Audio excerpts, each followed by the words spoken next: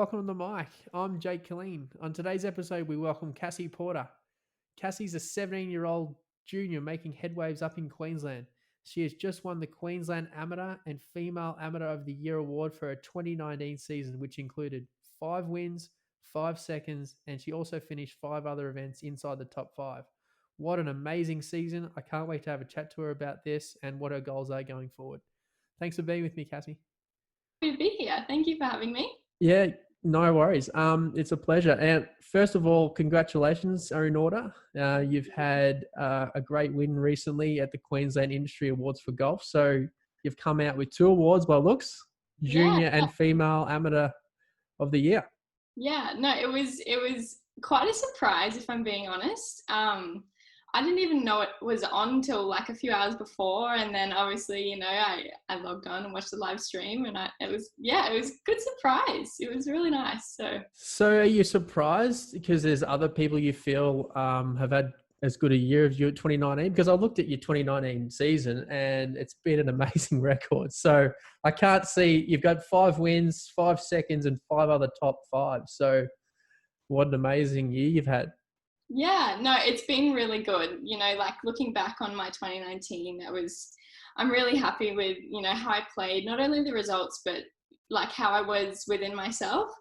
I didn't let it go to my head or anything, which was good, and just kept within myself. Like obviously there's so many competitors out there that play so well, and there's endless amounts of competition. So yeah, no, I'm really happy with 2019. Yeah, great. Yeah, it's a little bit funky, wasn't it, with the online virtual? Yeah, I know. Awards. I didn't even know where to find it. And then I got people saying, oh no, you need to log on and watch it. And I was like, what? So they didn't give you a heads up before that you should watch it, or no one? No, I was talking to one of the photographers of Golf Australia, and she's like, I really wanted to tell you to hop on, but I couldn't really because I'm going to give it away. And but no, it was really cool watching it. Right, cool. Well, that's awesome. I did really well with the whole virtual situation. So. Well, they had some pre-interviews for the winners, so it's sort of it was a bit. I know. If I knew, I would have, interviewed a video or something. Yeah, no, you had one, and you won twice, so you would have thought they would have gone on to you. But well, congratulations on that. That's awesome. What did you get? A couple of trophies, or what do they give you? I'm not sure. I guess they're gonna send them out or something. Yeah, I saw on the live stream that they showed the trophy with my name on it and stuff. So. Oh, nice. That's awesome. So how did you find golf, or did sort of golf find you in a way? So take us through, because you're only 17. I mean, you're at least new in my eyes. I'm 35, so it's not like you've been in the golf for a long time. But what age did you sort of get into it, and how did you find golf? So it's quite an interesting story. So I'm from New South Wales. So we moved up to Queensland when I was about 5 or 6. Dad's played golf all his life, and obviously when we moved up, we moved close to the golf course, and we were playing golf all the time. I wasn't playing. I just go around in the cart while Mum and Dad would play. And, after they'd finish, I'd grab Mum's clubs, which are obviously way too big for me, and I'd go to the range and have a bit of a hit. Absolutely hated it. Could not stand the sport. Really? Yeah, and then I started up again when I was 7.5, I think, maybe, and then here I am, started playing competitively, and it turned out pretty well. Yeah, great. And so when did you decide that you didn't hate the game? I don't even know. I played every sport possible when I was younger at school. So in primary school and everything. So I don't know. I guess my parents were always playing, and I found heaps of friends within the sport. So I guess I just started from there. Yeah, great. And were you always been in Parisian Springs up there on the Sunshine Coast, or pretty much. We live on the golf course now, which is super handy. Oh, that's awesome. Yeah. But we've obviously lived like maybe 15 minutes away at most, so it's pretty good. Yeah, and Parisian Springs is a bit of a tough track. So is it a good track to sort of hone your skills at and develop your game? So many people tell me that, but I can't really relate because I've played here my whole golfing career, right? Yes. So I'm kind of I don't really know any different, but it's great. There's great practice facilities. My coach is here, which is really good as well. And obviously I live on the course, so yeah. It's maybe you're just good off the tee, and I spray it, so that's why I struggle with. So maybe that helps. Yeah, I'm sure it does. Any course, really. That's right. So you obviously seem to possess some talent and ability to win. where do you think that's come from? Now, did you look up to any idols, or is any golfing professionals that you sort of go, okay, I want to be like that person one day? And so Yeah. tell me, do you have any sort of inspiration people that you look up to? It's changed quite a bit over the years, just seeing people win and being like, I want to do that. Obviously, Minji and Hannah, they're really big inspirations to me just because they've come from Australia and, I can relate to that, obviously. For context, if anyone's watching outside that, so is it Hannah Green? Hannah Green and Minji Lee. Yeah, Minji Lee. So major winners. I know Hannah's just recently won a major. Yeah, I don't think Minji's won a major yet. She's won. Which is, yeah, that'll happen surely. Yeah, surely. absolutely. Soon. But yeah, no, like it's changed quite a bit. Obviously, those are the two main females that I look up to.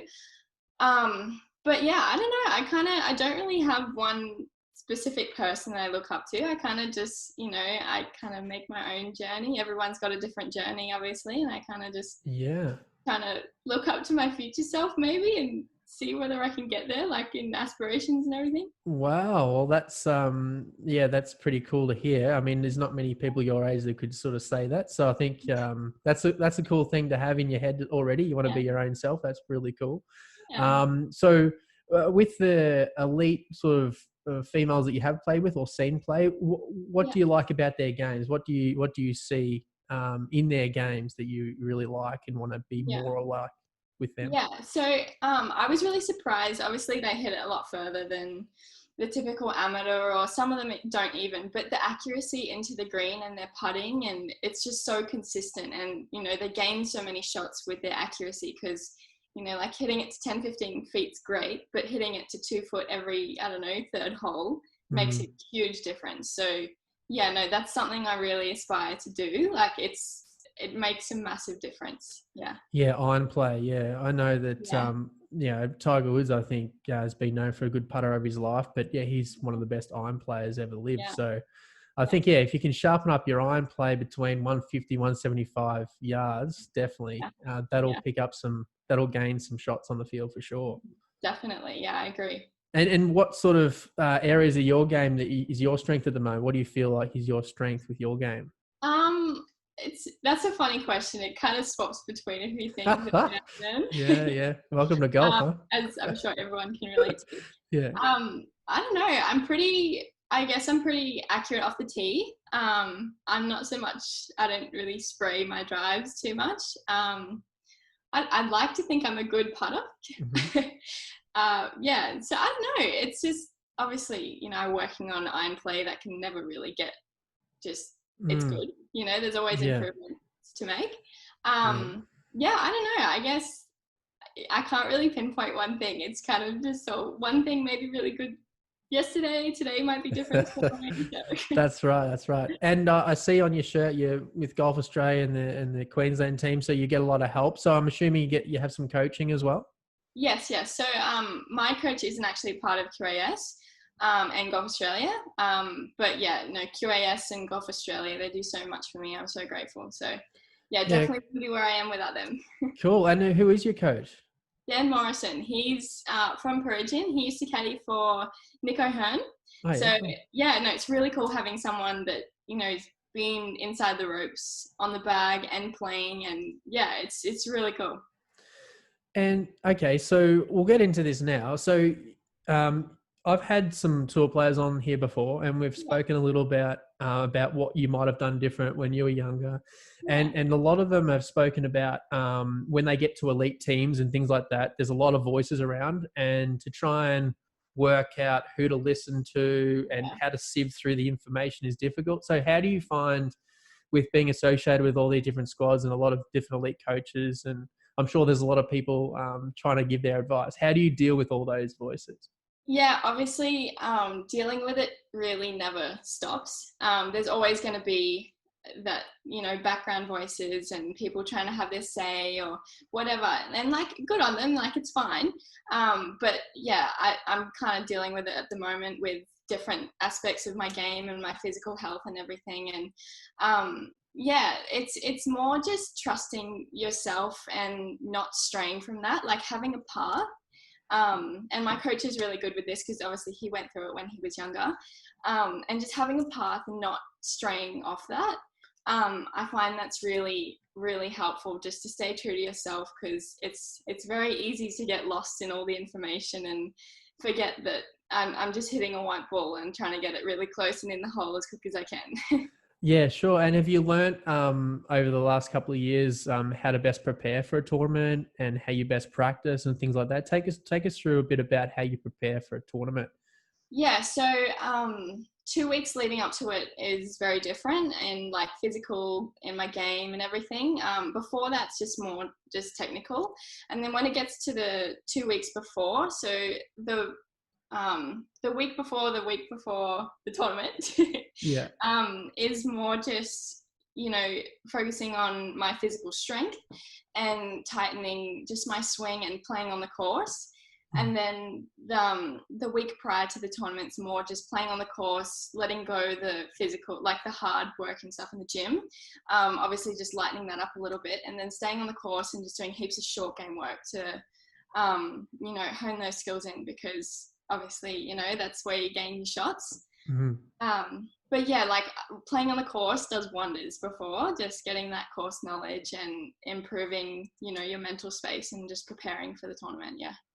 Yeah, sure. And when you're sort of coming into the first day of the tournament and you're warming up, so how do you get yourself ready and prepared mentally for the day? Do you just sort of take it as it comes, or do you go through a particular process or Yeah. tell yourself something before you sort of tee off? Yeah, well, I'm consistently, every time, I'm really nervous before the first tee shot of the tournament. Like, after that's done, I'm fine. But yeah, obviously, I just try and, I read a book. It's called The Tour Mentality by Nick O'Hearn. I always read that before a tournament, and it just calms me down and gets me in the right headspace and everything, which is really important. Like, I find mindfulness is really helpful. Just getting in that headspace. Like, obviously I'm saying headspace a lot, but I find it so important, Sure. Headspace as in, so you're ready for the ups and downs of golf. Yeah. You're ready to take on any challenge out there. You're ready for your nerves, the crowd, whatever it is. Is that what you're alluding to? Yeah. So like just making sure, just preparing yourself for the different situations and not so much running through them, but just preparing yourself so you're not going to react overly to a certain situation. Personally, I love people watching, like I love that. But situations, say if you're tracking towards a double and trying to make par or trying to make bogey just at best, I find being in a good mental space for that is so important, because if you're not, obviously that double could turn into a triple and be the difference of losing. Yeah. And you got to be ready for the fight, don't you? So if it's a killer sport sometimes, isn't it? It can be so easy on one day and then so tough on the next, and it can be both. You could come in so mentally prepared, confident, and a couple of bad bounces early, and you're 3 over 3 4, and you're like, "What? Well, I didn't see this at all." Yeah. I've had a few situations where that's been the case, and obviously I'm reverting back to headspace again, but yeah, it's that kind of prepares you. Doing mindfulness the night before, totally recommend that. Sure, everyone else has recommended that too, but it's it's very important on my list. Cool. Well, talk us through a bit of the Nick O'Hearn book. So what you get a couple of quotes out of there, or what exactly does he say from his experience that you sort of really like? Yeah, so it's more his book. It explains his experiences throughout his career and the things he stuck to, and like just having one swing thought throughout the whole game and trusting that that's the right one.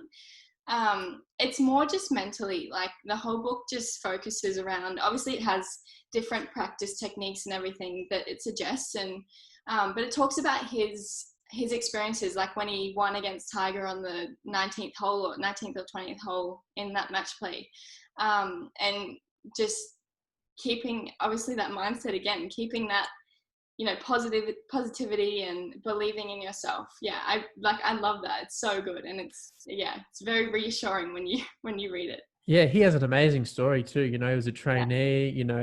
No one really believed in him, probably, and unless himself or his family. Yeah. But yeah, he has to be really mentally strong Yeah. to create the career he did from where he came from. So yeah, kudos to him, and Yeah. great person to listen to that way as well. Great work. Yeah. Yeah. And so do you enjoy the process of becoming an elite golfer? I'm assuming that you want to be a 20, 30-year professional golfer. Am I right in that? Yes, very right. Yeah, I love it. It's so good.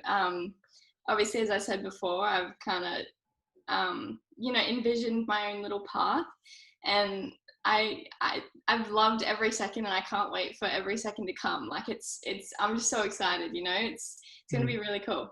That's Even awesome. even if things don't turn out the way I want them to, it's such a good industry to be in, because there's so many people that are amazing, and so many people that can help you along the way. Obviously, keeping to your path, but yeah, no, I'm really excited. It's going to be really cool.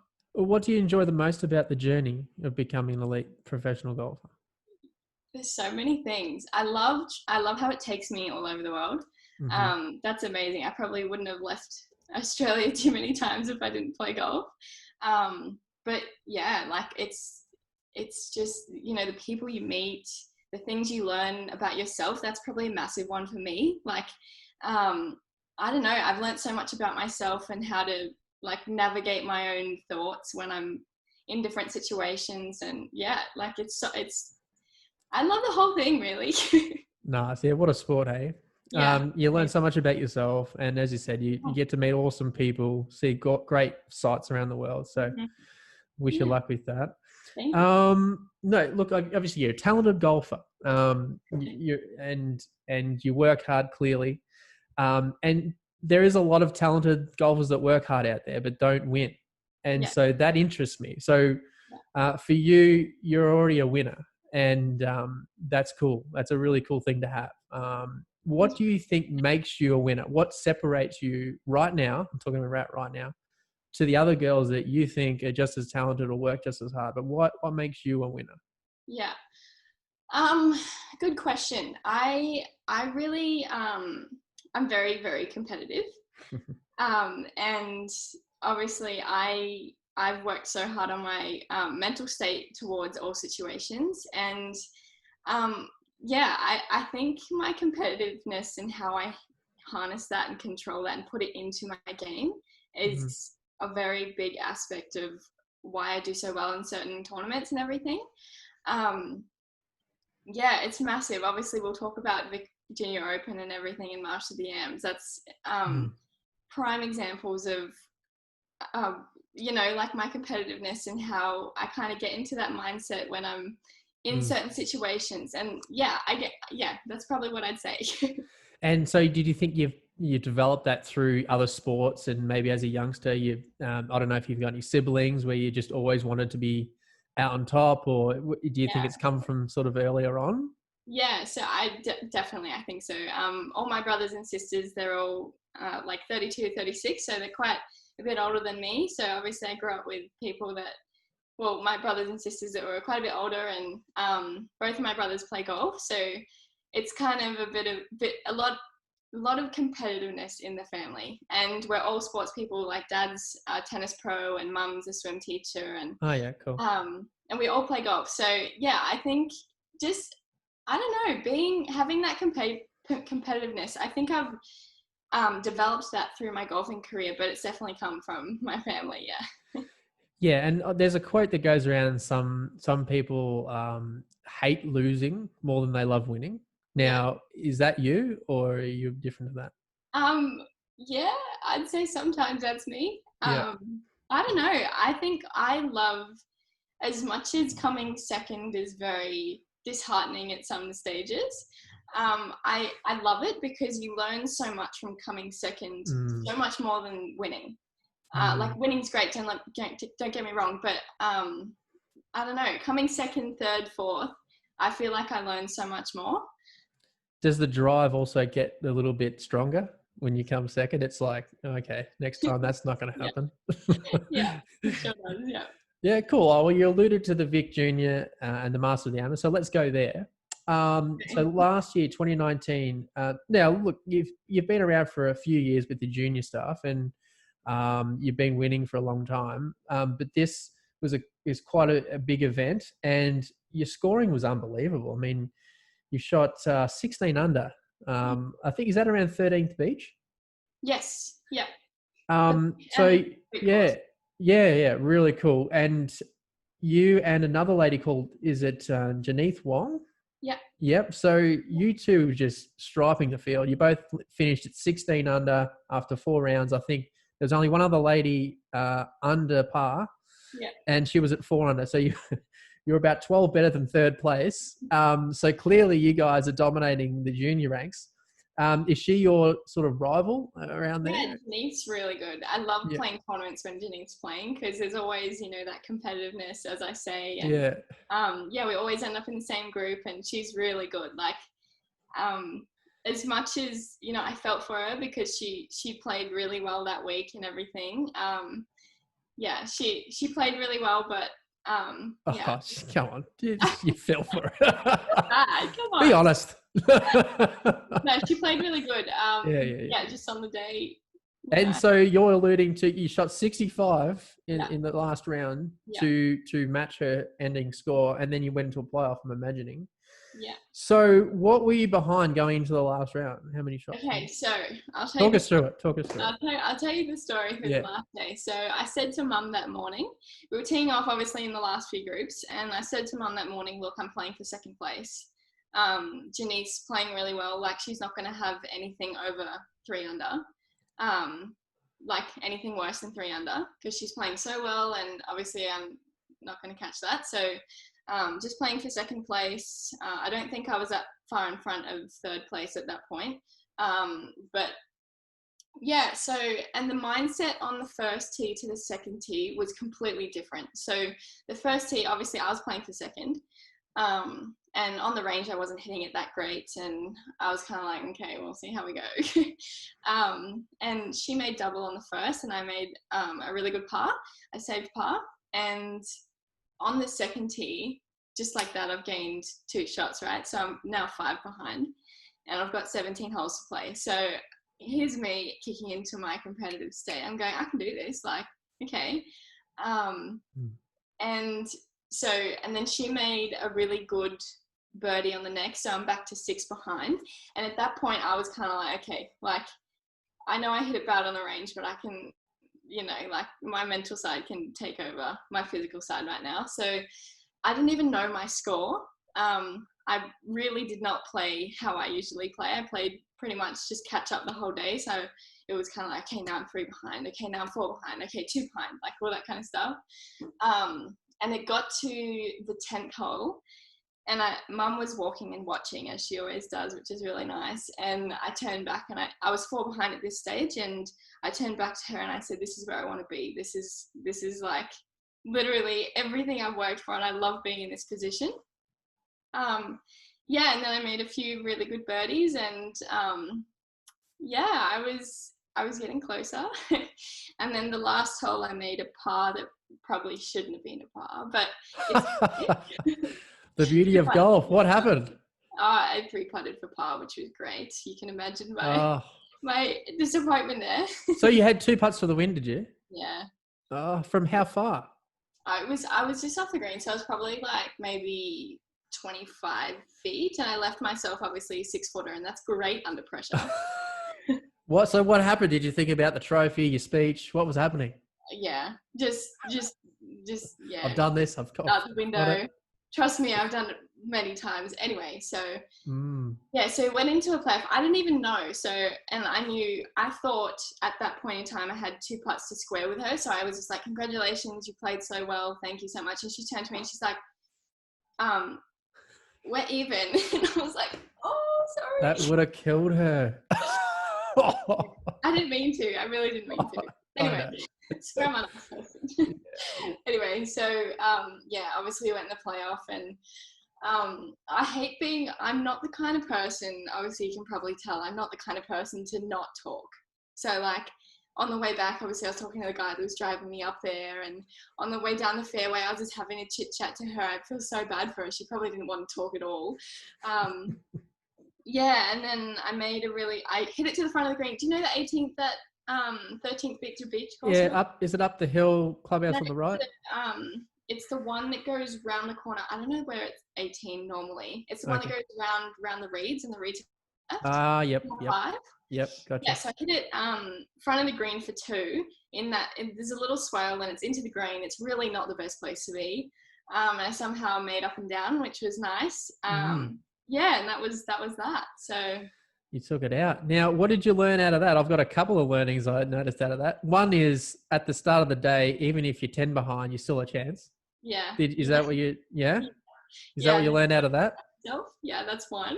Yeah. Another one was I kind of surprised myself that day too, because I've had situations before where I've been behind many situations. I can't even count them on my fingers. But, I've been behind, I've caught up, and then the last hole I've made a bogey to lose by 2 or that kind of thing. And I think I didn't really think about it directly that day, but I think it was in the back of my mind being like, you've done this so many times, you can do it.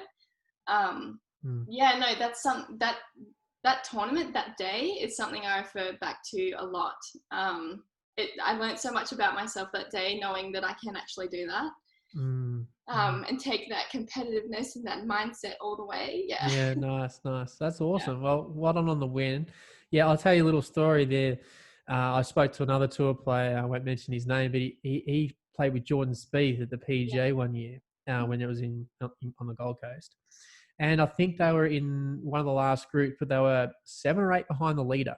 Yeah. And a bit like yourself, he went into the final round like, oh, no chance. I'll just play solid golf, blah, blah, blah. Yeah. But Jordan, he overheard him talking to the caddy saying, hey, if we shoot 63 today, you're a chance. Yeah. And like his mindset, Jordan Spieth's mindset is we can still win. Yeah. Yeah. And so that really was like, oh, okay. He's a world-class player, world number 1, and that's their mindset. Yeah. And they're never far away. They're always got a chance, Yeah. Yeah, it's amazing, like, what a bit of self-belief can do. Obviously, I worked quite hard on that over the past few years because that wasn't my strong point at all. Yeah.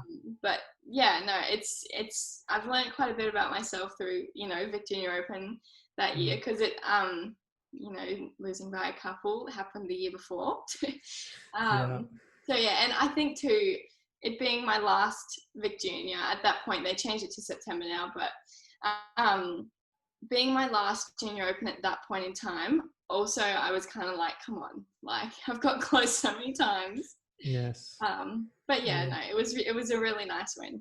And so this year's been a little bit interrupted. You were able to squeeze in a few tournaments early. I noticed that you took a little bit to warm up, but then, you did pretty well at the Masters of the Amateurs. Yeah. So that's the other one you alluded to before. That's the one you came, I think, tied second, maybe. So was that also a tournament that you maybe let slip, or? Yes, very much so. Right. Okay. So talk us through that. Yeah. So obviously, this is the first time I've actually talked about it. That I'm actually. I'm sorry. Maybe a bit of a therapy session. No. Every time I've talked about it before, it's a bit, I don't know, not emotional, just like still hurts. Oh yeah. It's fine though. So at the start of the week, another example, me being like, there's way bigger fish in the sea here. Like I'm not one of the contenders for this week. So obviously top 10 would be really nice. Last year, I really did not play well on this.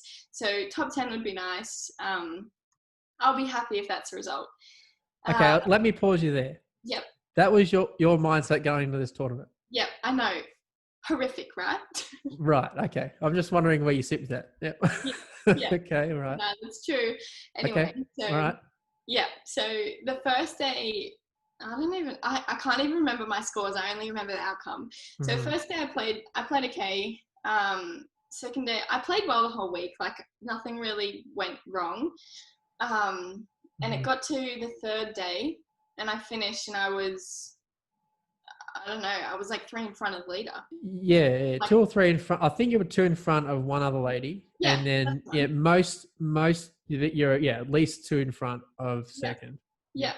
So I was kind of, at that point in time, I'm kind of thinking, okay, like, wow, all right, this is cool. And I had general manager of Parisian here. He lives in Victoria. So he caddied for me that week, and he was really good. And we just stuck to, my processes that day and just did what I do and everything. And I made a few good chip-ins and a few good birdies and everything. And I don't know, I got my lead. I'm not really sure. I got it to like 3, and then I made a really shocking, it was a really good save for bogey, but it was a really bad hole, and we got back to square. So this is at Victoria, just for perspective for people listening. This is at Victoria Golf Club, right? Yeah. Okay, and what hole were we on? This was, oh my gosh, I don't Back even know. 9 or front 9? I think it was 12. Okay, back 9, early back 9. Yeah. So, I don't know whether we probably started on 1. Anyway, so I'm on 12, and I made a really poor bogey. So we're back to square, and then I got to 1 in front or something on the 15th.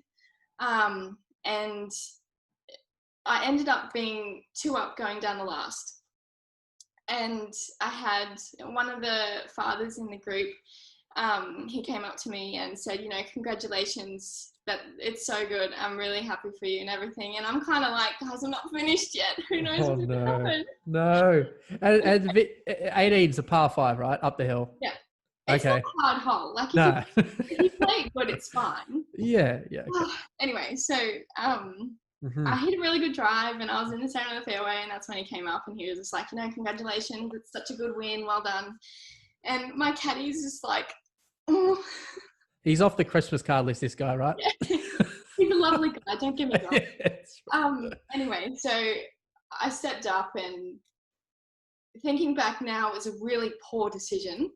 I stepped up and I took 3-wood over the middle bunkers, and I pulled it off all week. I just thought, why change my plan? I stick to myself.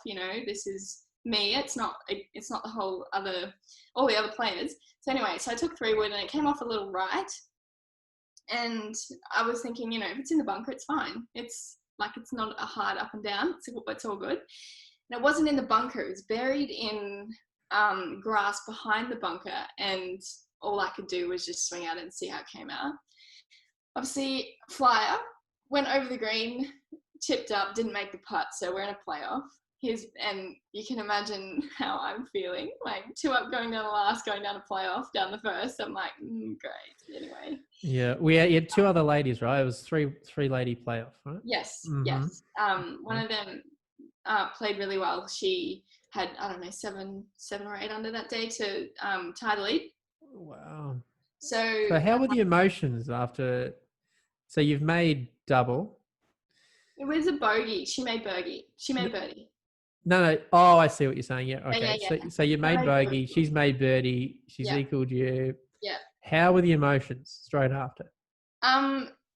It didn't really sink in. The last 3 shots I hit, before the last putt that I had, it was more just like, oh my God, I want this to be over. Just get in the hole.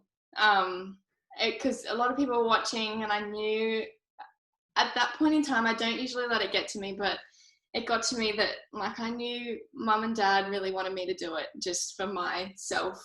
I don't know. Yeah, just self-happiness, I guess. And, everyone at home was really happy for me and rooting for me and everything. And then when I went and did that, I was kind of in shock, but I wasn't upset, more just like, why did I just do that? Like, what happened? And like, I was in a blur. Like, I didn't really remember it till like 2 days after.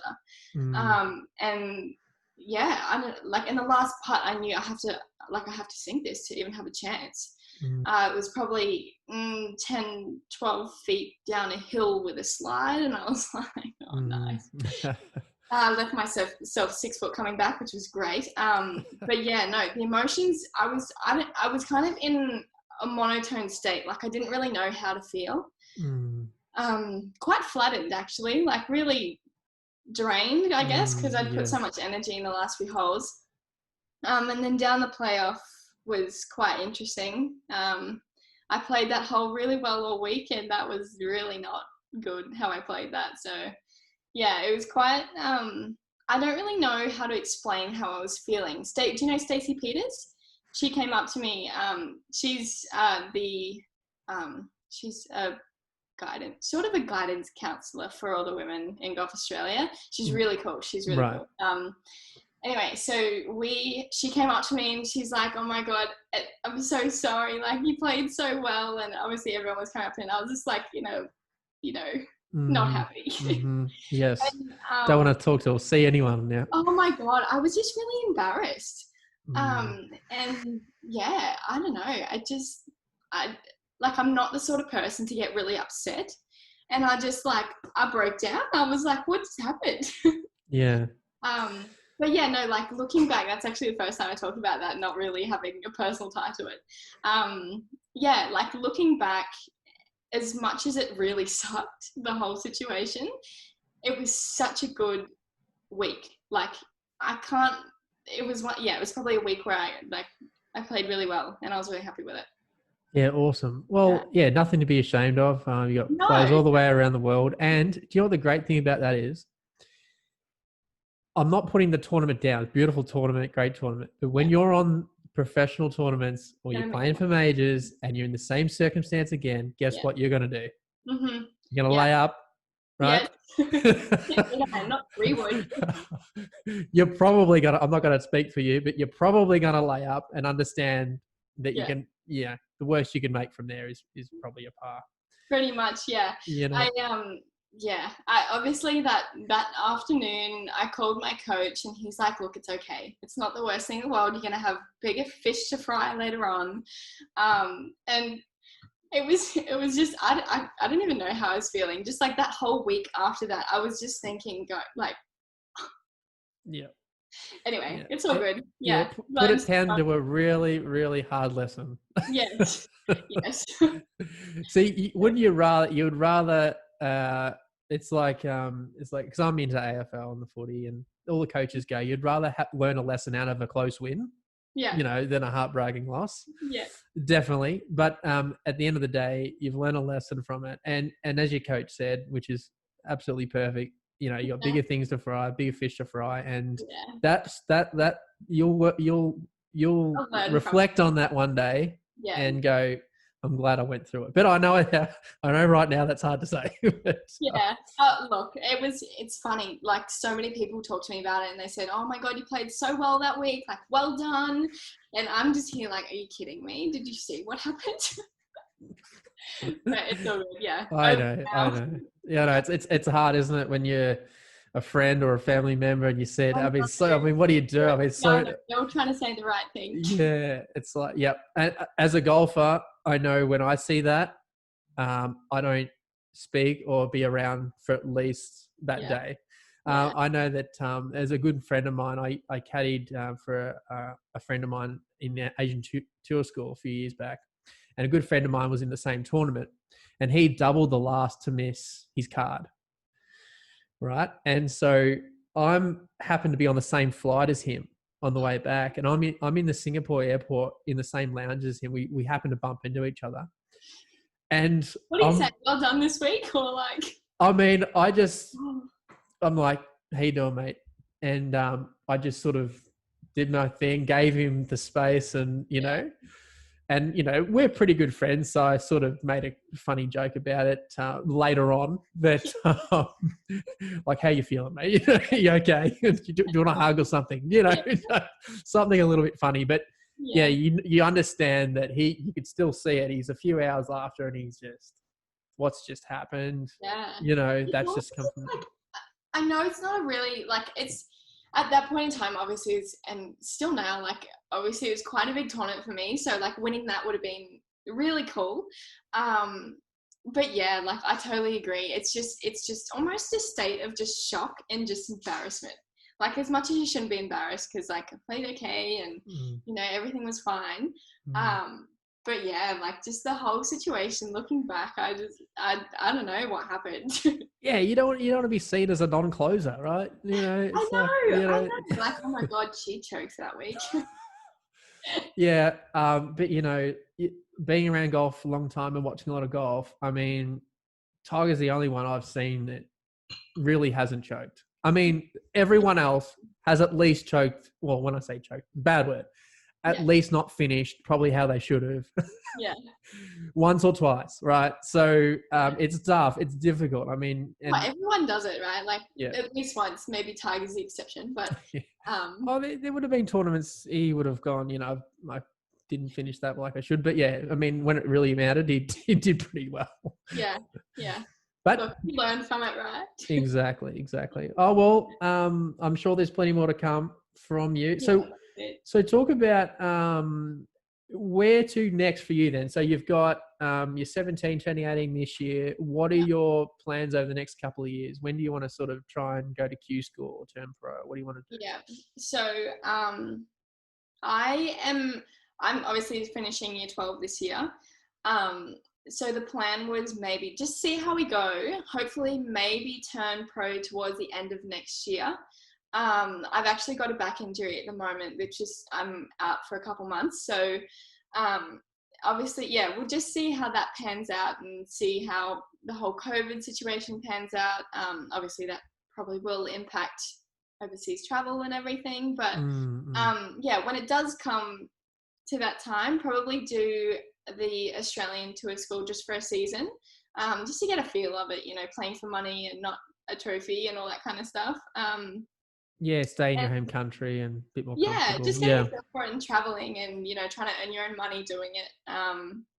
Yeah, and then probably go, once I do a season on that, see how I go, see how I'm feeling. And yeah, go over to the US and try with the LPGA school. That would be absolute dream. Yeah. Nice. So pretty good timing then. Not great to have a back injury, but actually decent timing to have a recovery session. Oh, perfect. Honestly, if I was going to ever do it, I've timed it so well. That's right. So is like chords from sitting down doing nothing probably anyway. So do you know what attributed to that? Is just hitting too many balls or? Well, before COVID hit, my plan was to just take 6 months off tournaments, like obviously still train, but 6 months off tournaments so I could just get school done, because last 4 years I've kind of been playing catch up with school. I just thought, it's my last year, may as well finish properly. And yeah, so like I didn't play golf for probably a month. I was just doing heaps of study. I was still in the gym and everything. And then COVID hit, and I started playing golf again. And I went back into gym training and golf training really quickly and really hard, which was probably not a very good idea. And yeah, but we're not really sure what's caused it, because I've got, it's a stress fracture in the bottom of my back. So doing nothing's obviously not going to do that, but yeah, I don't know. It should heal quickly, so we'll see. Yeah, well, you're still developing too, so just be careful. I know. I've grown heaps too. Yeah. So you want to get to the LPGA now. You've got some the winner mindset. You've got some experience under your belt, but in terms of gaining to them, you mentioned the iron play. Yeah. What about your length off the tee? Is that up to scratch right now in terms of the professional ranks, or is that something you need to work towards? It's probably average. There's quite a few that hit it a lot shorter than me, but then there's obviously that percentage, probably like 30% of them that hit it a long way. I'm probably happy with my distance at the moment. Obviously with gym training and everything, you can get that up a little bit. But yeah, no, like I'm pretty happy with distance at the moment. I'm not too concerned with that. It's more just being more accurate with irons and from even 50 to 100 out, just putting it to this instead of 6-10 feet. Yeah, that's right, exactly. And what's the ball flight like? Have you got a high ball flight compared to most, or? Yeah, so I think my ball flight's quite high. My coach and I are obviously working to play in America, so that's quite important over there, obviously, because there's not as much run. So yeah, I enjoy it, like seeing a high ball flight and like a little baby draw. It's very confidence boosting for me. So yeah. Is that your natural ball flight, a high little draw? Yeah, obviously. What a dream. But let's not talk about that. Sorry, it just cut out. What did you say? I like a high baby draw. That's all I said. Yeah. Okay, good. And when you feel like you're on when you're playing, do you like to hunt flags? If it's a right flag, you hit a fade, left flag draw, or do you just stick to your one flight and just play with that? Yeah, I'm not a huge shaper of the ball. I like to see. I don't know. I build confidence from seeing the same ball flight consistently. Obviously, like when you need to, you shape it. But yeah, if I have a choice, I usually stick to my one ball flight. So like if it's a right flag and there's water right, um, you just, it depends how well you're playing really. Yeah. In that situation, I'm not unhappy with 10, 12 feet. Or like, yeah, if that's a good shot. Exactly. Yeah. You sometimes you got to throw the ego out, don't you? Yeah. And learn Yeah. to know which ones you want to attack. Yeah. So it's just, yeah, I don't know. I just play towards something that play to my strengths really. So Yeah. yeah. And if there's a couple of younger ladies that are coming up and want to become, a winning junior or winning female amateur player, what do you think they need to work on to get to that level? Like, if you were to name one little section of the game, what do you think is most important? Definitely accuracy. There's a little tour on the Sunshine Coast called the Invincibles Tour, and they do a great job bringing up juniors. And I've played a few of their tournaments in the last few weeks, obviously before my back, and it's just you looking at how they play. So much talent, but having accuracy into the green, not only just iron play, but pitching and all that kind of stuff. If they like, that's so important. If juniors just worked on, accuracy from, I don't know, 60 to 150 meters, yeah, it's pretty important. Yeah, 100% off the tee as well to get as many fairways as possible. Yeah, yeah. Well, yeah, it's so much easier when you're not hitting out a rough like this, right? Exactly. And I wanted to touch on a little bit of how much you practice, because I think people don't understand the workload that elite Yeah, golfers go through. So in your typical week when you're not injured, yeah. talk us through how many buckets of balls and how much practice would you do in terms of your weekly practice? Yeah, so I'm very quality, not quantity based. So I typically spend maybe half an hour, 45 minutes on the range, depending on if I have something to work. If I have something to work on, obviously it's a lot longer. But just half an hour to 45 on the range, just obviously just loosening everything up. Probably spend an hour to 2 hours around the green, and then I mainly just play. I find, putting yourself in different situations really builds, mental confidence and all that kind of stuff. Yeah, like I see a lot of people, going out playing 18 holes at a tournament and then coming back and spending 3 hours on the range. I'm really not about that. Which is like each to their own, like everyone has a different journey. But yeah, like I'm more quality, not quantity. If I'm hitting it bad, I'll go hit a bucket of balls, like maybe 30 balls after a round, and then that's it. Yeah. Yeah, cool. Yeah, because you want to replicate as close as you can to tournament conditions, and Yeah, you can't exactly. get any better than that than actually playing on the course. So yeah, I'm with you there. That's awesome. Yeah. A lot of people like range game is always, a lot of people say, oh, my range game's so good, but my actual game's like a little bit, Yeah, exactly. No, you want to see when I'm coaching and I'm seeing people, and if they want to practice what I've given them, it's Yeah. important then to give them more of a transition from the technical side into, okay, change your angles up, change your club up, change your targets up, and make it more realistic to what the Yeah. golf course offers. Change Yeah. your lies up, and you Yeah. can't do anything more than go on the golf course to do that. But Yeah. if you're on the range, that's some advice. Really try and change it up to Yeah. replicate Yeah. the golf course condition. Because when the wind's off the right, you got water on the left, and you're trying to hit to a tucked pin, and you got Yeah. 1 7 iron. You don't have 10 to warm up, do you? Yeah. Really. Oh my gosh, that's such a good. Yeah, I totally agree. Exactly. All right. Well, I want to know, just to finish, I want to know what sort of goals you want to tick off in your professional career. Yeah. So we're giving you the card. I'm already giving you some license on the tour. What do you want to achieve out of this game long term? So are we talking realistic or are we talking like? Nothing's unrealistic. How's That's that? Okay, all right. If you can imagine it, you can do it. You say I want to hit 300 meters, but Why not? You can just hit the footpath. yeah. Oh, that's true. Yeah. Yeah, no, I'd really like to achieve top 20 in the world, at least. Obviously, there's a lot of work to be done before then. But yeah, like that would be, I don't know, just being in that top 20, top 15, that would really, I don't know, self accomplishment. Like I'm just looking for that. I'm not really looking to impress people or, you know, like make other people happy. That would just make me happy with, because, you know, like obviously you play well and everything at tournaments and everything, and like just in that sort of situation. But from my point of view, that would probably just set it in stone for me, just being top 15, maybe top 10, 15, 20, maybe just, I don't know, in that sort of range. Yeah, great. That's a great goal. If you were top 10 though, if you were the 10th best player, do you think you could get to 1? Yeah. If I was the 10 in the world, why not? Ah, okay. That's just something to think about. Yeah, that's it. That's cool. And what about any particular tournaments that you want to win or majors you want to participate in? Obviously the majors are the key. I think the ladies have 5, right? You Yes, guys have got we do. 5. Yep. I'd really like to do well or win Yeah. the ANA Inspiration.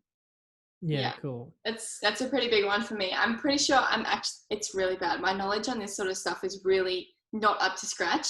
I'm pretty sure that's the one they like run and jump in the little the water. Yeah, I've seen that. It looks fun. Yeah, I think the ladies have a lot of fun out there. I think it's good to watch. It's a cool environment. I played a few pro events at the start of this year and at the start of last year.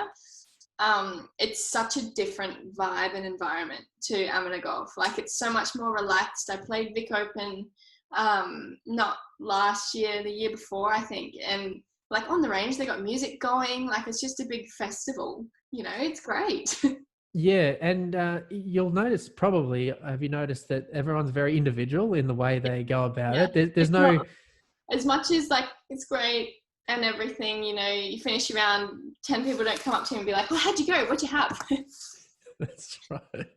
Yeah, exactly. Everyone's in their own space, and people do it differently. I mean, and you know, I think when you're growing up and you've got an environment around you, people, you know, it's very structured, and you've got to do this, you got to do that. But when you get out in the real world, you realize that people just have their own ways, you know, and they do their own thing. Yeah. It's not really like everyone has to be the same, you know. No.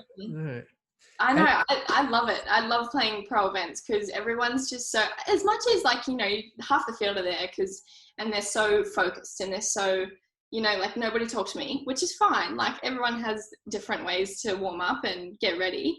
But you know, the other half, it's so much fun. You know, they walk past and be like, hey, what'd you do on the weekend? You know, like that doesn't happen at amateur tournament, so it's quite refreshing. Yeah, it's great, isn't it? I love watching different type of people who do different things, like Phil Mickelson. I mean, how could you not love watching this guy play? I mean, did you see him take his putter out 70 yards? Did you see that? Yeah, I did. And then he's just like, that did not happen as it did in my head. I love listening and watching him play. It's just amazing. And then he hits this big flop shot from the... I know. Honestly, I feel like only Phil would have the mental power to get himself to do that. And you know what's funny about him? He's got like the coffee mug. Did you see that? No, I didn't. So he's got the early morning tea and he's got the coffee out and he puts it on the green behind him and finishes out his putting. This is on the green? This is PJ Tour stuff. He's got the coffee out, coffee mug, puts it down on the green. And putts out. I mean, this is what I love it because, you know, I mean, it just breaks all the rules, doesn't it? It just, you know, that's what I love. And I think, you're on the right track with finding your own way in it. And you've got a lot of years ahead of you and a lot of experience to have. So I want to wish you luck with that. Thank you so much. I think you've got the ability. You're a winner. You've got great attitude. And it's been a pleasure talking to you. And I really wish you luck in the future. Thank you. Thanks.